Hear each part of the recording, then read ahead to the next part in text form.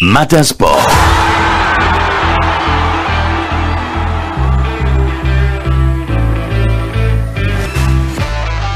Au parade d'athlétisme et on commence avec ça ce matin.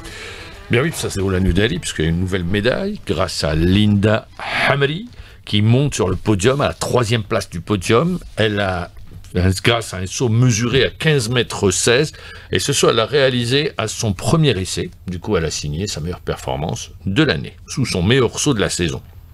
Le podium de la longueur, lui, est revenu à Yokuton Koblova de l'Ouzbékistan, médaillée d'or.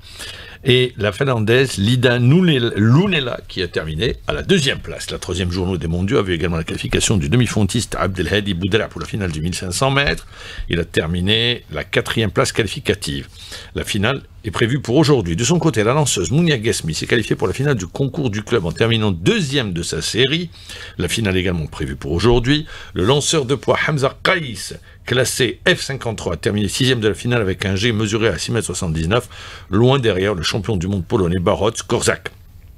Par ailleurs, Fakhdin Tligia a pris la 4e place à la finale du 400 mètres, couru en 53 secondes 75 centièmes, établissant à cette occasion un nouveau record africain de l'épreuve. À l'issue de la 3e journée, je rappelle que l'Algérie occupe la 6e place au classement provisoire des médailles. Je rappelle, il y a 50 pays classés, avec un total de 4 médailles, 2 en or, 1 en argent et 1 en bronze.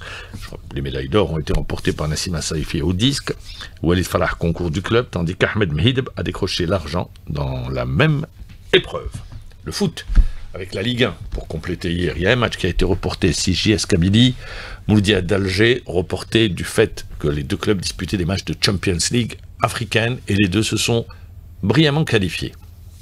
Alors hier, il fallait compléter cette journée avec 2 matchs, l'un se déroulant d'Al Baïda, USMA d'Alger face à El Bayed. L'USMA, elle a été fort à l'amour. Pour ceux qui n'ont pas compris ce que je voulais dire par fort à l'amour, ça a été une muraille, une défense, un fort, et ils l'ont protégé, les joueurs d'Al Bayed. Mais ils ont résisté à une attaque répétée pour céder à la 93e minute de jeu ou 94e minute de jeu. Mais à un moment donné, ils décident de sortir, de porter la contre-attaque, et ça leur a souri. Une erreur de Radouani. Il était là, Ben Yahya, qui met le ballon au fond des filets. Un but partout. L'USMA d'Alger n'avance pas. L'USMA d'Alger cale. L'USMA d'Alger en proie au doute. Sur ce match, on va écouter l'entraîneur d'Al Bayed, Sherif Hadjar. Il est au micro d'Ali Hamouche. Un match plein, c'est tout dans l'esprit de combativité. Donc les joueurs étaient très combatifs sur le terrain. On voulait de sortir de ce match avec un résultat positif. Malheureusement, on a encaissé le but à la 95e minute. Donc c'est décevant, c'est-à-dire de voir une équipe qui se bat dans 95 minutes, donc c'est un but comme ça. Alhamdoulilah, on est revenu dans les temps additionnels avec un joli but, avec une jolie passe dans l'intervalle, c'est des attaquants. Un nul équitable, vu les efforts qu'on a fournis pour ce match. Du côté de l'USMA d'Alger, bien évidemment, beaucoup de regrets, surtout pas de regrets, de frustration. Ils pensaient tenir la victoire, ça y est, en 1 minute ils se font remonter. C'est le sentiment du défenseur. Mohsin Diri, il est toujours au micro d'Ali Hamouche. لا دنيا المينوتي انكيسينا بيت تاع الغاليزاسيون ما حبيتناش اليوم دمنا كاع علينا في المباراه وان شاء الله نزيدوا نخدموا اكثر باش نحققوا الفوز ان شاء الله. التعادل هذا غادنا بزاف ان شاء الله القادم افضل ان شاء الله. Espérance de Mostaganem face à l'entente de Sétif qui ne gagne pas, qui s'incline. Toumi a inscrit à la 16e minute de jeu le but de la victoire. Mostaganem remporte une précieuse victoire qui lui permet de se retrouver dans le ventre mou du championnat, alors que l'entente de Sétif est aspirée vers le bas dans un match. D'ailleurs, si vous ne l'avez pas raté, si vous n'avez pas vu le match, vous n'avez rien raté parce que ce n'était pas du football, c'était hurrah football. Je rappelle juste la position de l'entente, ils sont 9e avec 6 points. Juste devant la JS Kabylie en compagnie de Ben Aïknoun, du Chevre du Bluzet, de l'USMA d'Alger, de l'Aïs Sochlev. La JSK est à 14e avec 5 points, le Bayet compte 3 points, et c'est le Paradou qui ferme la marche avec seulement un seul point. Je profite pour en parler, pour revenir sur un match, c'est MCO Paradou Athletic Club.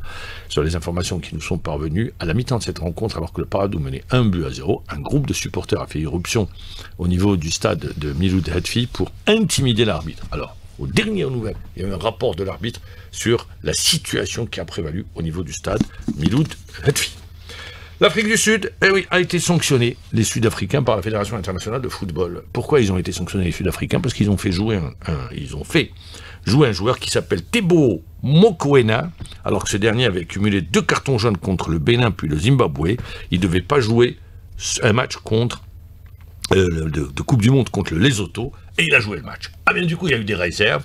Les réserves ont porté leurs fruits, ou disons qu'ils ont abouti, et du coup, eh bien, ils perdent le match. Alors qu'ils l'avaient gagné, ils étaient premiers du groupe. Ils perdent le match sur tapis vert, 3-0, et du coup, eh bien, ils se retrouvent derrière le Bénin, qui occupe la première place. Les deux occupent la première place du groupe, mais une différence de but qui est favorable aux Béninois. Ils devront également payer 10 000 francs suisses, soit l'équivalent de 10 680 €. Les 2 dernières journées, je rappelle juste que l'Afrique du Sud accueillera à domicile respectivement le Zimbabwe et le Rwanda. Donc, il devrait en principe passer pour les éliminatoires, se qualifier pour la phase finale de la Coupe du Monde. De l'athlétisme, avec un nouveau DTN, ou disons un nouveau, non, c'est le retour d'un ancien DTN, Ahmed Boubrit, qui prend la place, qui revient aux affaires et qui prend la place de Driss Hawes. Les détails avec Malik Louhla. C'est désormais officiel, la Fédération algérienne d'athlétisme a un nouveau directeur technique national en la personne de Ahmed Boubrit. C'est ce qui a été décidé lors d'une réunion du bureau fédéral tenue lundi à Cheraga et présidée par Ferid Boukaïs, le nouveau patron de l'instance fédérale. Pour rappel, Ahmed Boubrit a déjà occupé le poste de DTN de la Fédération algérienne d'athlétisme entre les années 2007 et 2016. Il a également travaillé dans plusieurs fédérations, notamment celle des handisports ainsi que la fédération de volleyball.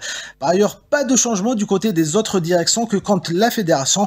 Ainsi, on retrouvera Amin Johari au poste de directeur de l'organisation sportive, Ferid Gembar à la direction de la formation, ainsi que Tarek Kessay en tant que directeur des jeunes talents sportifs.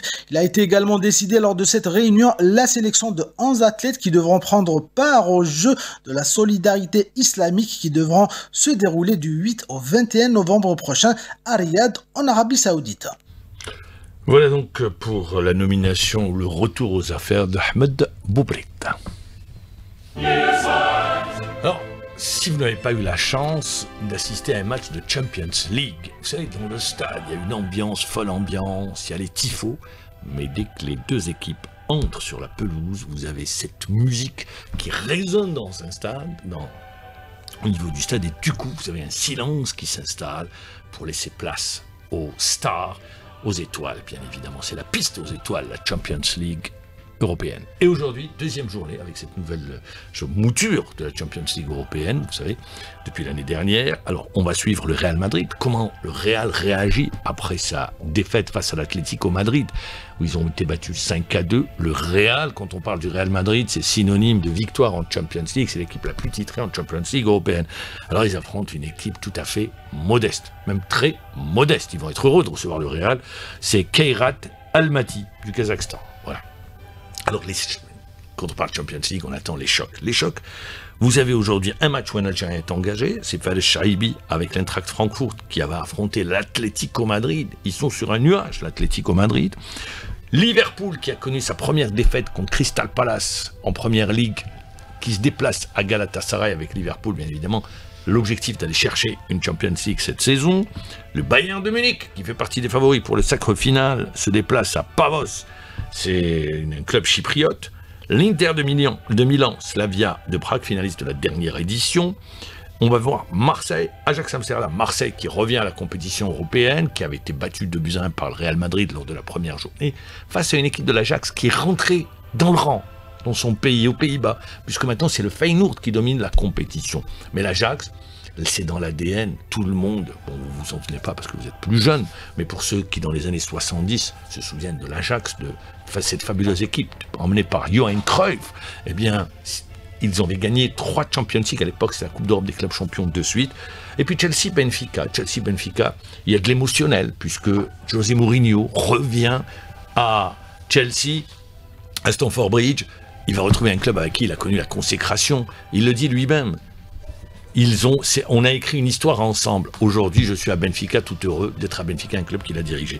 Voilà les matchs que vous pourrez suivre aujourd'hui. Je rappelle, ça débute à 17h45.